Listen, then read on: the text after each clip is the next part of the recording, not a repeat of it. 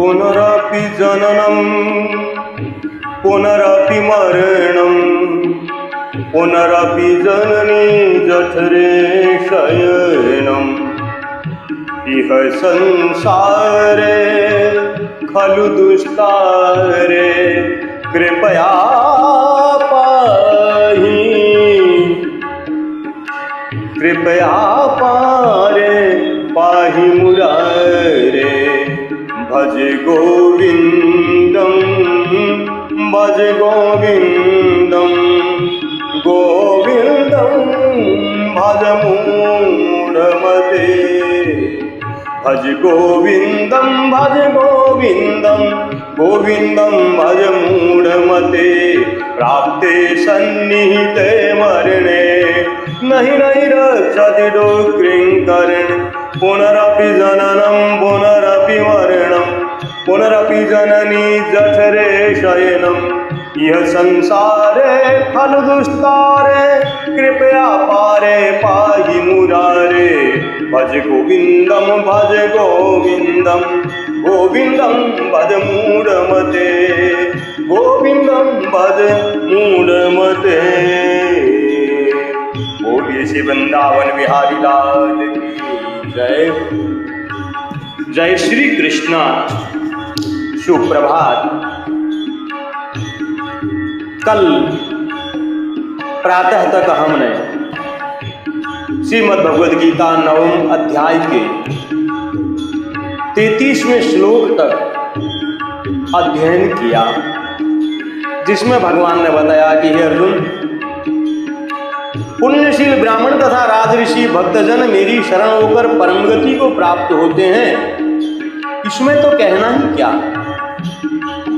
इसलिए तुम सुख रहित और क्षणभंगुर इस मनुष्य शरीर को प्राप्त होकर निरंतर मेरा ही भजन कर। और अब अर्जुन को अपनी शरण होने के लिए कहकर अंग सहित शरणागति के स्वरूप का निरूपण करते हुए भगवान कहते हैं कि मन मना भव मद्भक्तो मद्याजी मां नमस्कुरु मामे वैश्यसि युक्त्वेवं आत्मानं मत्परायण। कर प्रेम अनन्य हरिसूतु भक्ति सेति हरि शरणो ले तू हरि माही रम जावेला आत्म की भाव करके तू हरि माही रम जावेला आत्म की भाव करके। अर्थात हे अर्जुन, तू मुझ में मन वाला हो, मेरा भक्त बन, मेरा पूजन करने वाला हो, मुझको प्रणाम कर। इस प्रकार आत्मा को मुझ में नियुक्त करके मेरे परायण होकर तू मुझको ही प्राप्त होगा। ओम तत्सदिति श्रीमद्भगवद्गीतासु उपनिषत्सु ब्रह्म विद्यायां योग शास्त्रे श्री कृष्णार्जुन संवादे राजविद्या राजगुह्य योगो नाम 9वां अध्याय। भगवान की कृपा से राजविद्या राजगुह्य योग नामरो 9वां अध्याय 8 विश्राम लेवे। और इस राजविद्या राजगुह्य योग अध्याय में राजविद्या अर्थात सब विद्याओं का राजा और राजगुह्य अर्थात समस्त गुप्त रखने योग्य भावों का राजा इस अध्याय का विषय माना गया है। इस अध्याय में भगवान ने प्रथम और द्वितीय श्लोक में विज्ञान सहित ज्ञान का आदेश देने की प्रतिज्ञा की। तीसरे श्लोक में इस ज्ञान के प्रति श्रद्धा न रखने वालों के लिए जन्म मरण रूप संसार की प्राप्ति होना बताया। और श्लोक संख्या 4 से 6 में निराकार रूप की व्यापकता और निर्लेपता सहित आकाश के दृष्टांत से भगवान की योग शक्ति में सब भूतों की स्थिति बताई। 7 से 10वें श्लोक में सृष्टि की उत्पत्ति लय के बावजूद भगवान को उससे निर्लेप होना, निर्लेप रहना बताया गया। और इसी प्रकार 11वें से 12वें श्लोक में भगवान का प्रभाव न जानने के कारण उनका तिरस्कार करने वालों की निंदा की गई। और 13वें 14वें श्लोक में भगवान के प्रभाव को जानने वाले अनन्य प्रेमी भक्तों के भजन का प्रकार बताते हुए 15वें श्लोक में एकत्व भाव से ज्ञान यज्ञ द्वारा ब्रह्म की उपासना की विधि बताई। और 16वें से 19वें श्लोक में भगवान ने अपने गुण, प्रभाव और विभूति सहित स्वरूप का वर्णन करते हुए कार्य कारण रूप समस्त जगत को ही अपना स्वरूप बतलाया। 20 से 21वें श्लोक में सकाम कर्मियों को भक्ति के फल स्वरूप स्वर्ग आदि उच्च लोगों की प्राप्ति और उनका पुण्य क्षीण होने पर पुनः मृत्यु लोक में आगमन का वर्णन करते हुए 22वें श्लोक में निष्काम भक्तों का योगक्षेम भगवान स्वयं वहन करते हैं ऐसी प्रतिज्ञा की।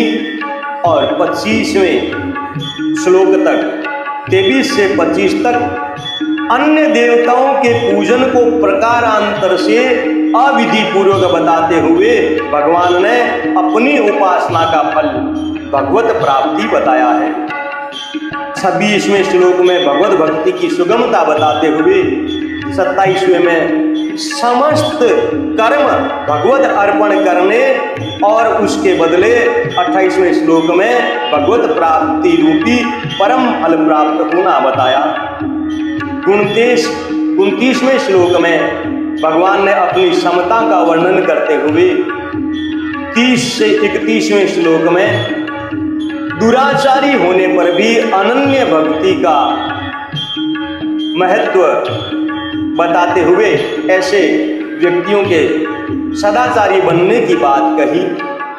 32वें श्लोक में अपनी शरणागति से स्त्री, वैश्य, शूद्र और चांडाल आदि को भी परम गति रूप फल की प्राप्ति तथा 33वें श्लोक में पुण्यशील ब्राह्मण राजऋषि भक्तों की बड़ाई करते हुए अध्याय के अंत में 34वें श्लोक में शरीर को अनित्य बतलाते हुए अर्जुन को अपनी ही शरण होने के लिए कहकर अंगों सहित शरणागति के स्वरूप का निरूपण करके अध्याय का उपसंहार किया।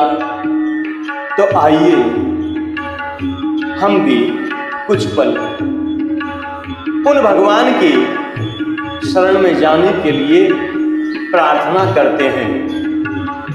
दृढ़ चरण केरो भरोसो, दृढ़ चरण केरो भरोसो, दृढ़ चरण केरो भरोसो, दृढ़ चरण केरो। श्री वल्लभ नखचंद्र छटा बिना, श्री वल्लभ नखचंद्र छटा बिना, सब जग माही अंधेरो भरोसो, दृढ़हीन चरण केरो। साधन और नहीं या कली में, जासो होत निवेरो। चूर कहा कहे निबिड़े आंधरो, बिना मोल को चेरो भरोसो, दृढ़हीन चरण केरो भरोसो, दृढ़हीन चरण।